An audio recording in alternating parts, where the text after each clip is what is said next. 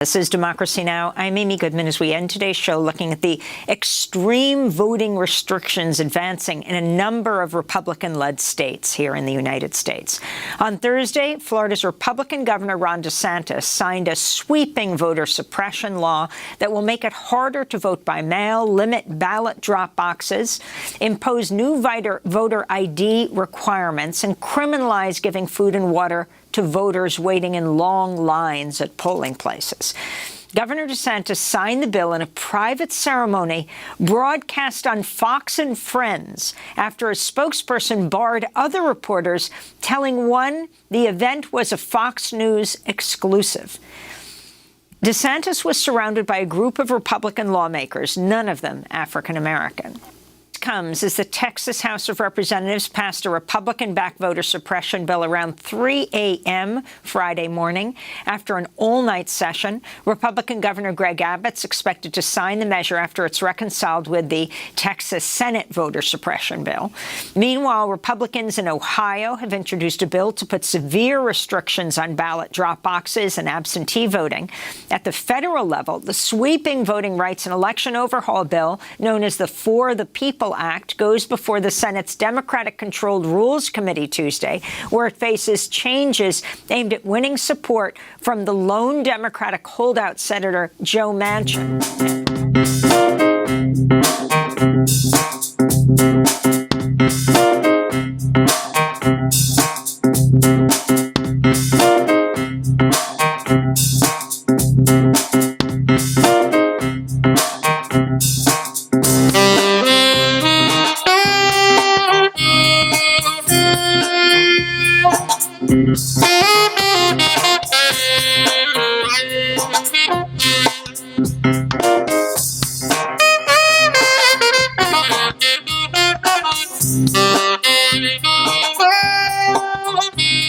You're here on the Armwood Opinion channel, and we're talking about a topic that has been in the news, and I've talked about a number of times, but the issue is becoming more and more serious.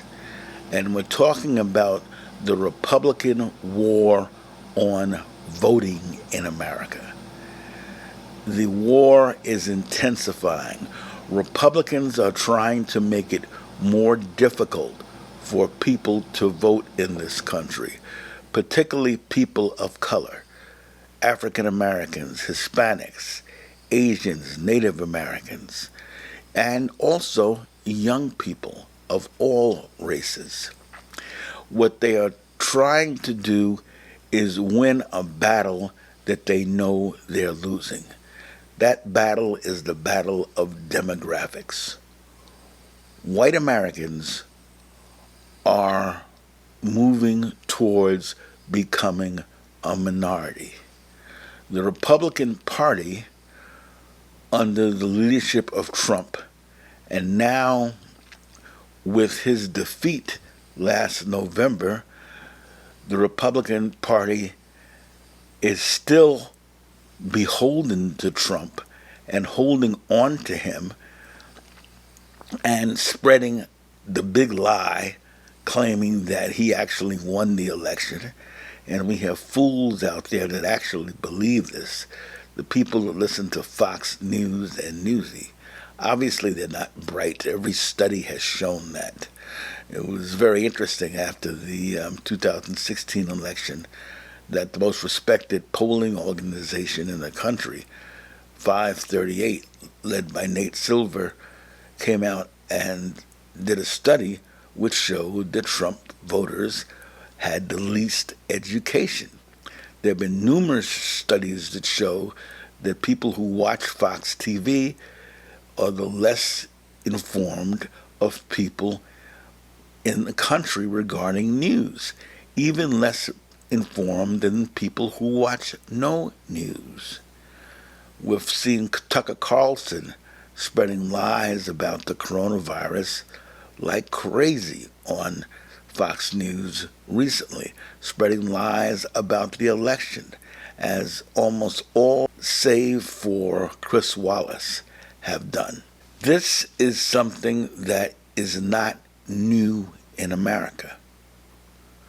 We saw this happen starting in the 1870s and accelerate after the Tilden Hayes election in 1876, where state legislators and the Democratic Party in the South, which ran the South, set up regulations and rules which excluded black people from voting. Republicans are now doing the same thing throughout the country with restrictive voting laws starting in Georgia, Florida, Texas, and throughout the Midwest. 47 states they're trying to get them passed. Georgia and Florida have already passed them, and Texas seems the next one, with 44 beyond that, a total of 47. This is a war that we have seen. We lost the early battles of it. It took us nearly 100 years to gain our rights to vote back. My parents were part of this struggle. My grandparents were not allowed to vote. My grandfather, president of Florida A&M College and a high school principal for many years in Greenwood, South Carolina, was not allowed to vote, even though he was given a written test, which is now unconstitutional, which he passed. He was asked to explain the Constitution, which he did. Then they gave him Latin to read. And he said at this point that the people at the voter registration station had no intention of letting him vote. And they smiled at him and did not allow him to register to vote. This has been America most of its history. The Voting Rights Act was put in place in 1965 with a specific mandate to monitor states who had violations of voting rights throughout their history. They went from New York to Georgia and lots of states in between. It wasn't just the South. In Shelley v. Holder, the Supreme Court, under Republican appointee John Roberts and the rest of the Republicans appointees, voted to dismember the fourth section of the Voting Rights Act, which made the pre-clearance section of the Voting Rights Act for changes in elections null and void. This gave the freedom to states like Georgia to pass laws which said the Attorney General no longer can make decisions on the election and validity of the election, that the General Assembly does it, making laws that water can't be distributed online by anybody but the state government, and of course they're not going to do it.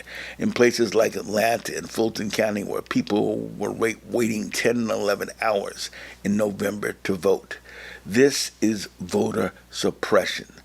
The lies that Governor Kemp and other Republicans are telling the Marjorie Greens, these other just plain evil people are telling about the voting rights regulations, claiming that they're doing it because of voter concerns about fraud.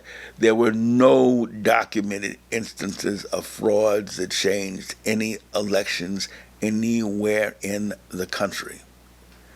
Arizona right now is going through a third recount with an organization that was working for Trump in charge of it. This is outrageous, but this is very American. American elections have had corruption from the very beginning. America has never been the land of the free and home of the brave. This is a mythology that unfortunately we all were taught in school, and unless you were black or Hispanic, and you face the contradictions of it. I faced it in school busing, where I was the only black kid in my class from the 3rd grade to the 12th grade. So I got called the N-word repeatedly. I was told my test scores were impossibly too high. I know how these Americans are. And yes, I was born in this country. My family's been here since the 1600s, but I have never felt like an American because America has not treated me as such. I feel like a conquered person whose ancestors were kidnapped from Africa, raped by white men, and as a result, I look the way I do. But we are fighting a war. These Republicans are our enemies. Now, let me make it clear. There are plenty of whites who don't like what they see. My problem is not enough of them are speaking out. Right now, while President Biden is talking about infrastructure and Vice President Kamala Harris is talking about infrastructure, they need to be talking about voting rights that's in their interest. The Republicans are trying to win back the House of Representatives, the Senate, and the Senate in 2022. Raphael Warnock's seat in the Senate here in Georgia is up in 2022. So is the gubernatorial seat in Georgia in 2022. Last time, in 2018, through purging voters while he was Attorney General and having party officials keep senior citizens, black senior citizens, from going to the polls on buses, Brian Kemp was able to steal the election. He's a thug. He's a horrible person. We must fight and make sure this does not happen again.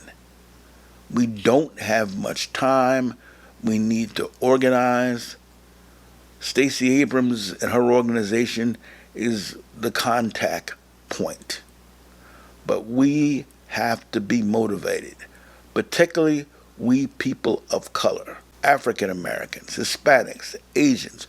We have to fight and come out in numbers because that's the only way we're going to stop these evil people. We're at war right now, and we've got to face up to the fact that we're at war, and we can and will win if we fight.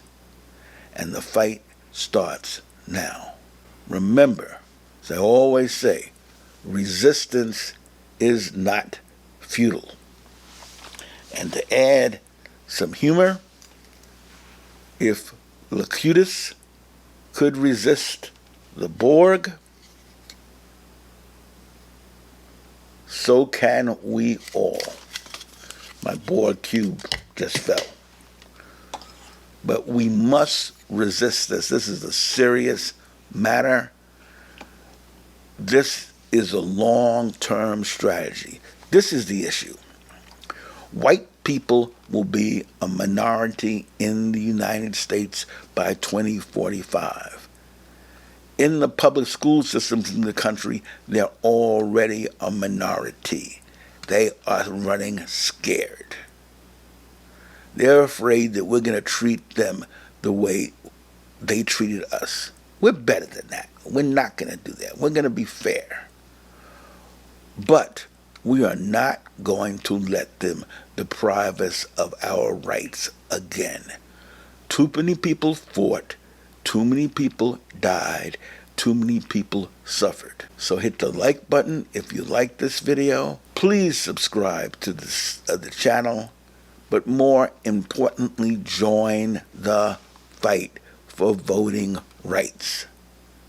Now is the time. Thank you.